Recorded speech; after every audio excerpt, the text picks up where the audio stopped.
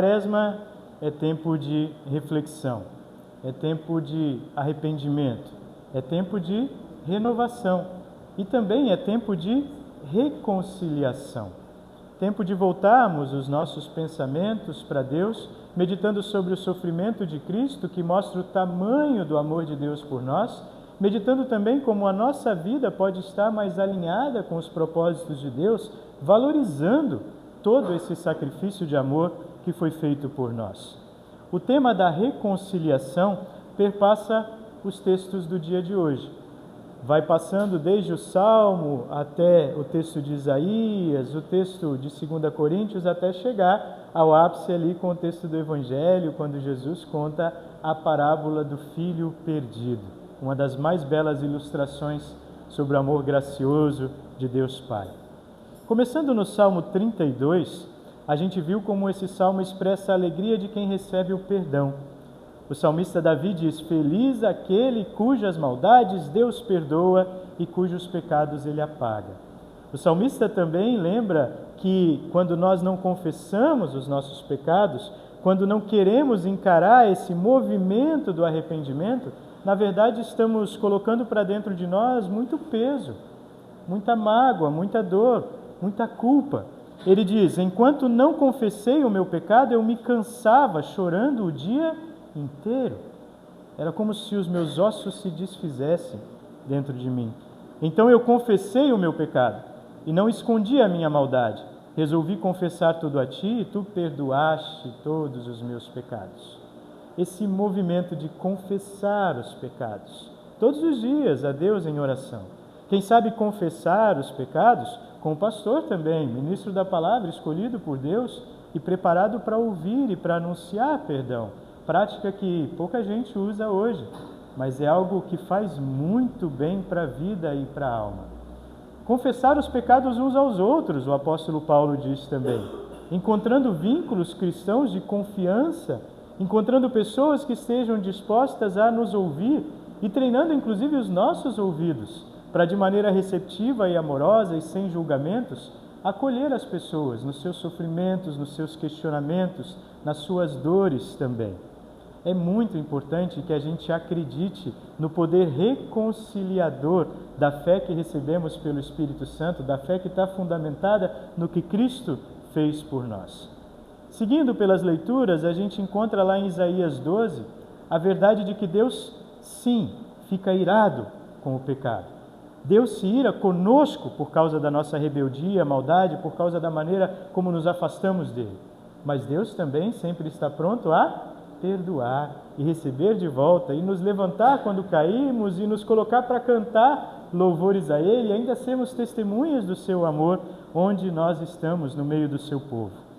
E finalmente lá em 2 Coríntios 5, 16 a 21, o apóstolo Paulo nos ensina que sem Cristo estaríamos completamente afastados de Deus, mas com Cristo nos tornamos novas pessoas. Portanto, quem está unido com Cristo é uma nova pessoa. Acabou-se o que era velho e chegou o que é novo. Nós precisamos acreditar no poder dessa novidade, porque o pecado nos fazia viver para nós mesmos, mas quando realmente cremos na reconciliação com Deus, nós passamos não a viver para nós mesmos, mas viver para aquele que nos resgatou, para aquele que nos chamou. E isso significa que nós vamos ter uma vida também como reconciliadores a serviço de Deus Pai. É preciso lembrar que quem efetua a reconciliação é Deus e não nós. Porque as nossas tentativas de reconciliação, nós temos que admitir, são muitas vezes falhas, né? Porque nós somos capazes de, em alguma medida, perdoar, mas apagar a culpa, isso só Deus, né? Porque mesmo perdoando, a gente ainda sofre com a mágoa, sofre com a dor, sofre com a lembrança e sofre com as consequências. Nós somos capazes de receber de volta e conciliar de novo? Somos, em certa medida, mas não completamente como Deus o faz. Porque muitas vezes, para o nosso próprio bem, a gente precisa inclusive perdoar e afastar.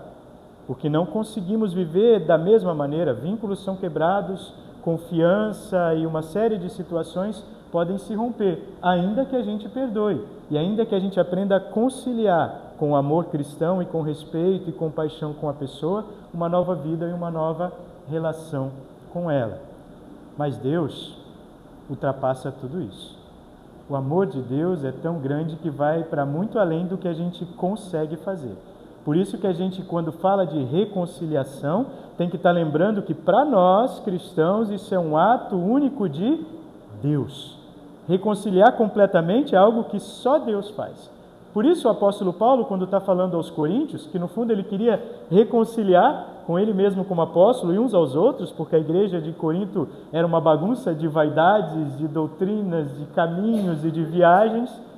O apóstolo Paulo, quando tenta trazê-los de volta, ele aponta sempre para o poder reconciliador de Deus, realizado e garantido em Cristo, mantido pela ação do Espírito Santo. Ele diz lá em 2 Coríntios 5,18, tudo isso é feito por Deus, o qual por meio de Cristo nos transforma de inimigos em amigos dele. E Deus nos deu a tarefa de fazer com que os outros também sejam amigos dele.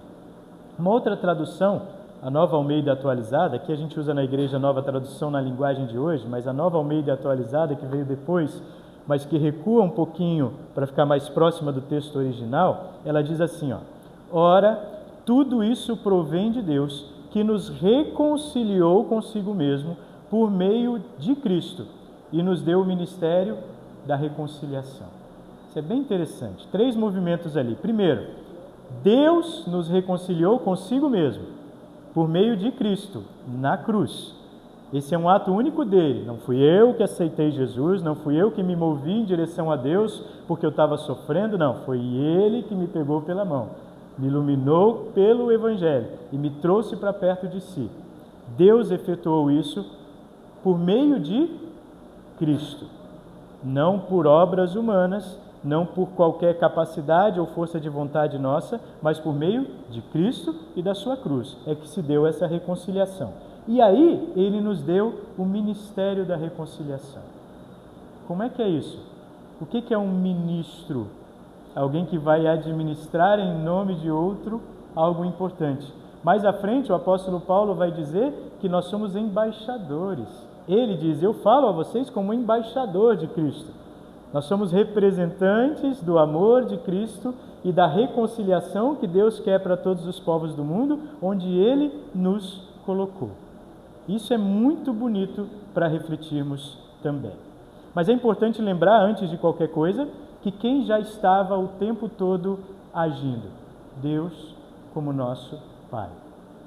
E aí, a ligação com a parábola do filho perdido. Quando o filho ainda está longe, o pai o vê e corre, abraça e beija, porque teve compaixão dele. O pai já estava de braços abertos esperando antes do filho resolver voltar. Não é porque o filho chegou maltrapilho, sujo, magro, que o pai teve dó dele. O pai já estava esperando o dia em que finalmente o filho ia voltar. E isso nos diz muito sobre o amor de Deus também, com essa ressalva de que Deus é quem vai ao encontro. Quando o filho ainda está longe, o pai corre em direção a ele, o abraça, o beija, coloca uma nova roupa, anel nos seus dedos e faz uma festa, coisa que até o filho mais velho não consegue entender, como nós também, né? Não compreendemos como é que Deus pode resgatar alguém que para a gente está perdido, não tem jeito, é teimoso, não tem valor. Deus é capaz de fazer muito mais do que nós imaginamos. E esse amor do Pai é, como nós costumamos dizer e lembrar, incondicional. Não depende do que o filho tenha feito no passado e nem da força que o filho vai ter para o futuro. É amor de Pai, que acolhe, que direciona e que vai continuar cuidando. Essa missão de reconciliar nós também recebemos. Como a gente lembrou, o apóstolo Paulo diz, estamos aqui falando em nome de Cristo, como se o próprio Deus estivesse pedindo por meio de nós. Ou na outra tradução, somos embaixadores em nome de Cristo, como se Deus exortasse por meio de nós. É claro que ali o apóstolo Paulo está falando de si mesmo, porque ele está agindo como embaixador para tentar apaziguar e reconciliar os coríntios que estavam se dividindo, mas isso se aplica a todos nós, onde Deus nos colocar. Não é só na igreja de Corinto, mas na igreja da cidade satélite, na missão do Planalto, em Taborda, em Muriú, em Campina Grande, em Recife, ou em qualquer lugar onde Deus nos colocar, nós podemos ser embaixadores para a reconciliação. E não só no ambiente aqui de igreja, mas onde Deus colocou a gente segundo as nossas vocações. E aí uma reflexão importante. Na sua família, quando as pessoas começam a não conseguir mais conversar, você age como aquele que é conciliador e conciliadora, ou você age como quem joga gasolina na fogueira, para colocar ainda mais mágoa, ainda mais raiva, ainda mais divisão no processo? Quando alguém vem se queixar com você, você age como alguém que escuta, recebe com amor e paciência, mas também procura direcionar para interpretar de uma outra maneira, para ver de uma forma mais amorosa, para ter misericórdia e paciência? Que tipo de pessoa você é quando as pessoas não estão conseguindo conciliação? Você é embaixador de Cristo para a reconciliação? No seu trabalho você tem agido assim? Ou tem pensado em si mesmo, na sua carreira, no seu sucesso, na sua vontade de conquistar? Com seus amigos você é assim? É aquele que agrega, que promove perdão, arrependimento e conversa? Ou você é aquele que divide, procurando ser o centro das atenções?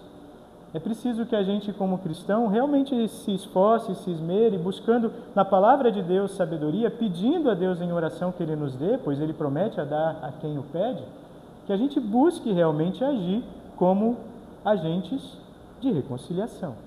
Bem-aventurados são os pacificadores, aqueles que trabalham pela paz. E isso diz respeito não só a momentos de guerra e de conflitos aí pelo mundo, mas nas dificuldades de conciliação, começando na nossa casa, na nossa igreja, no nosso trabalho, escola ou no nosso ciclo de relacionamento e amizades.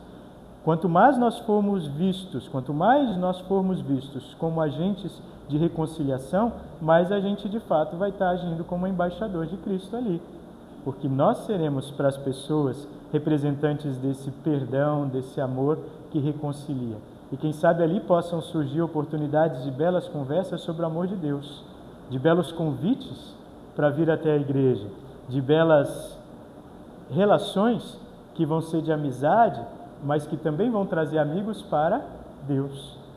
Assim como Deus nos transformou de inimigos em amigos, Ele quer que a gente traga novos amigos para perto dele.